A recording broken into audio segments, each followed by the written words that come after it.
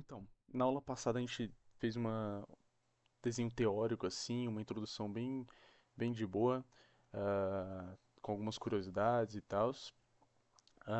E hoje a gente vai escrever um pouco de código para a gente aprender um pouco sobre a lista encadeada. Mas antes disso, a gente tem que entender dois conceitos muito importantes, sendo eles stack e heap. Então, a gente tem a stack e a heap. A stack, também conhecida como pilha, em português, né? Ela é aquela é onde aquela parte da memória onde se tá as variáveis locais, por exemplo, armazena variáveis locais.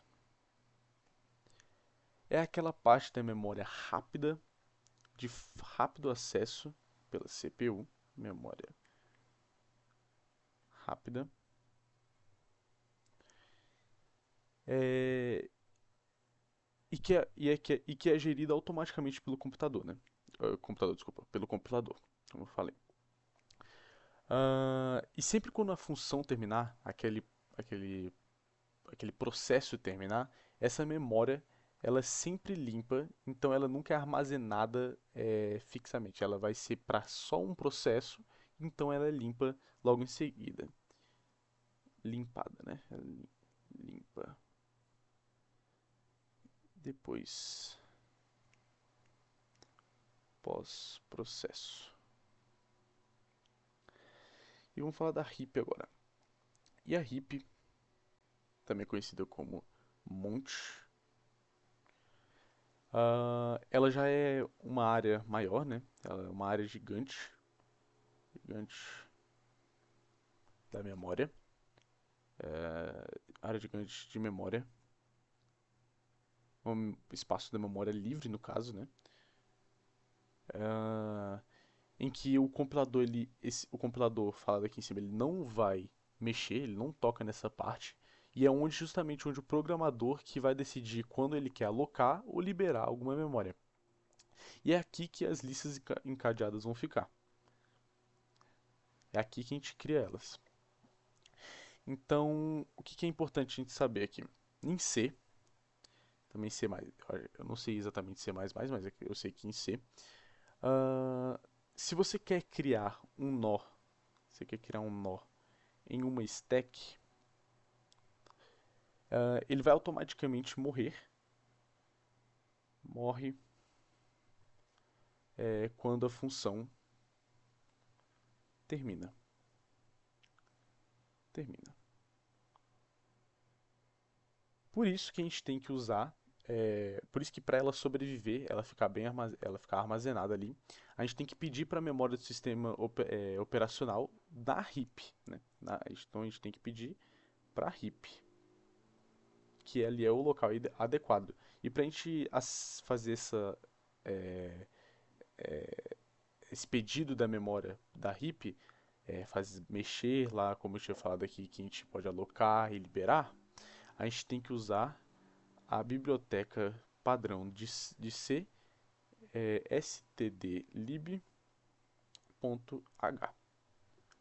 Assim, dessa forma, no caso. Dessa forma. Perfeito. Então vamos agora para o código.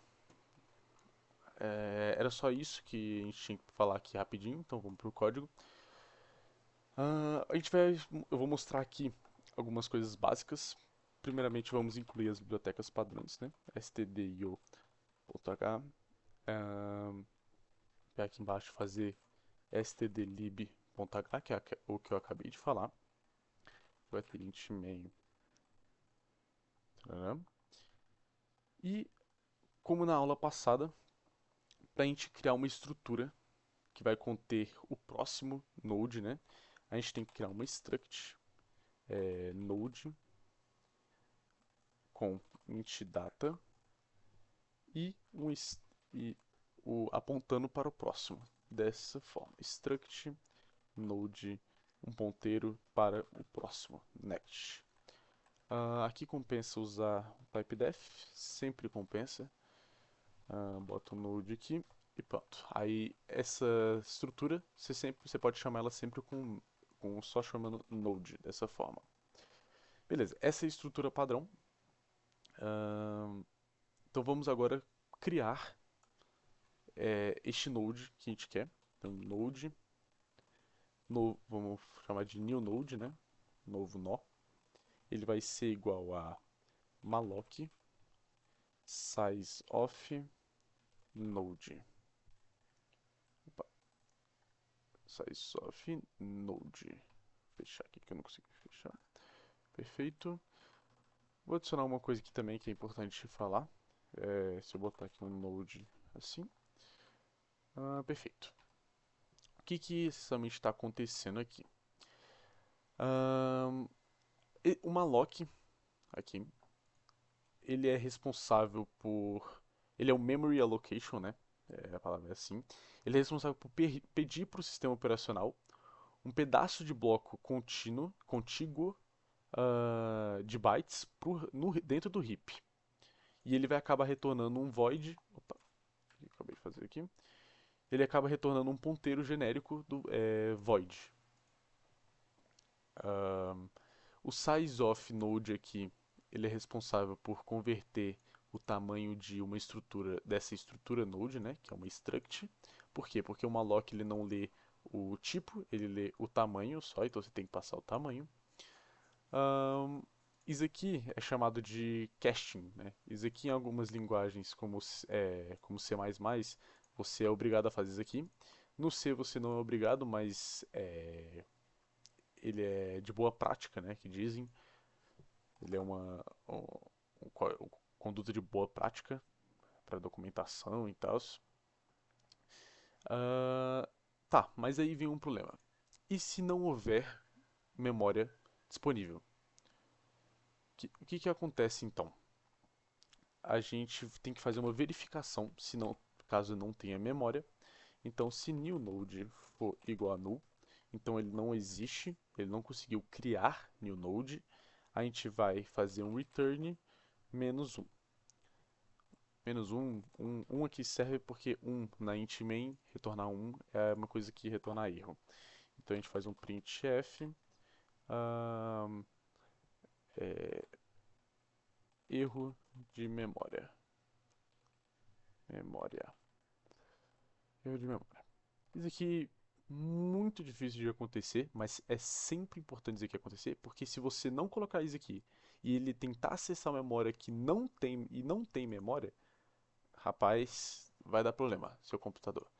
Vai dar muito problema. Então é sempre bom botar isso aqui, que ele pelo menos ele para de executar caso não tenha memória. Beleza. Outro ponto importante da gente falar é sobre a setinha, né? É que eu tinha falado, tinha escrito no tablet da última vez. Como a gente sabe, se você quer um dado de uma struct, você pode usar, sei lá, por exemplo, node.data para acessar o data do node.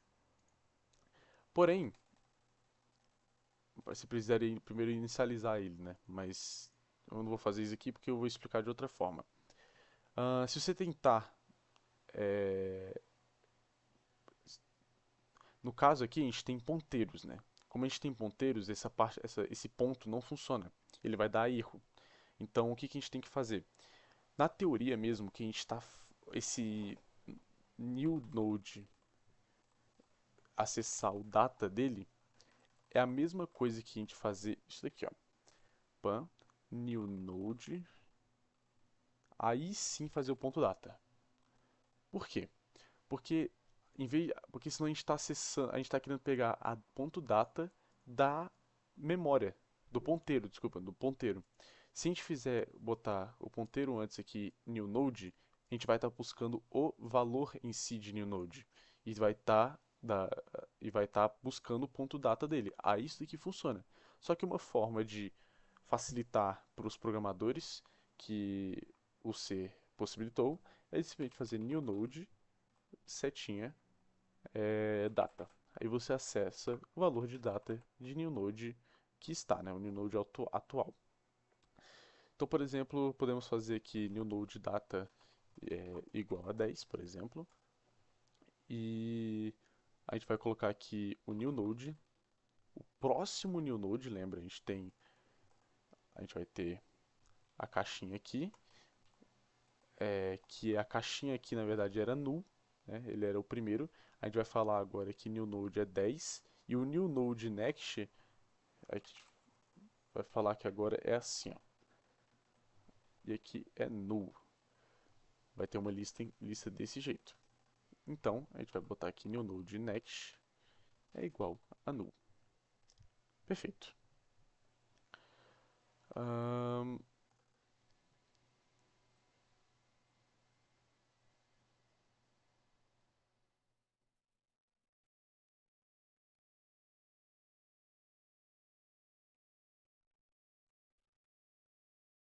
vamos então printar print, eita, print f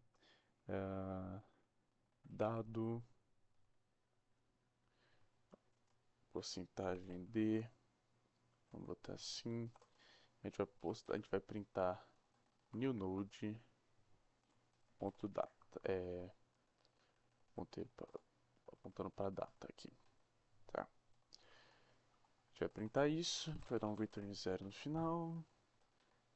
Lembrando que outra coisa muito importante de se fazer, depois que você mexeu, você pegou o dado que você queria, é sempre importante fazer um free new node.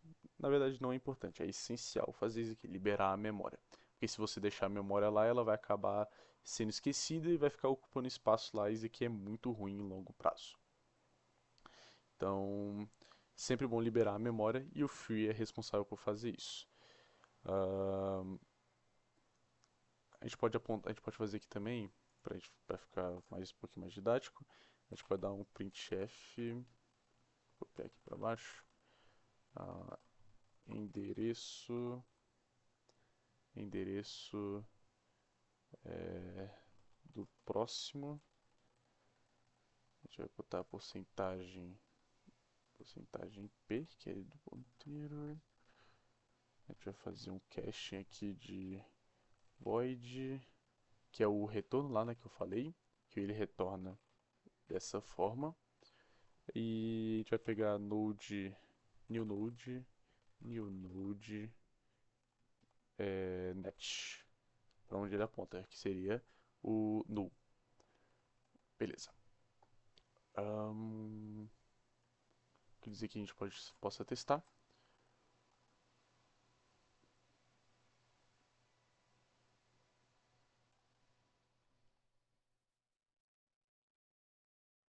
Tá, a gente tem que...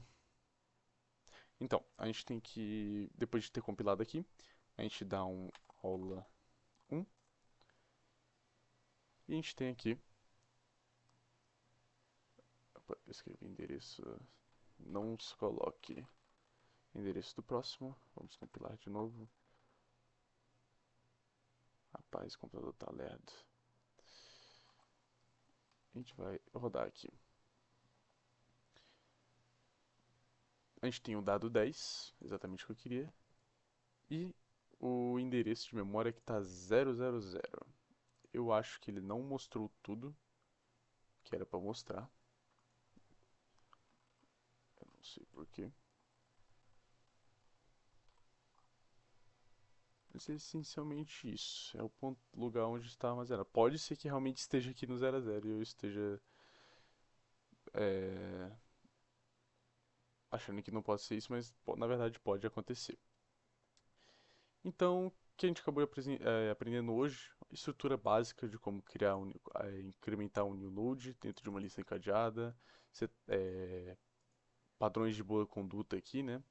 Questão de checar se deu problema, liberar a memória no final, viu aqui a estrutura Node em prática, a, a biblioteca stdlib, e é isso.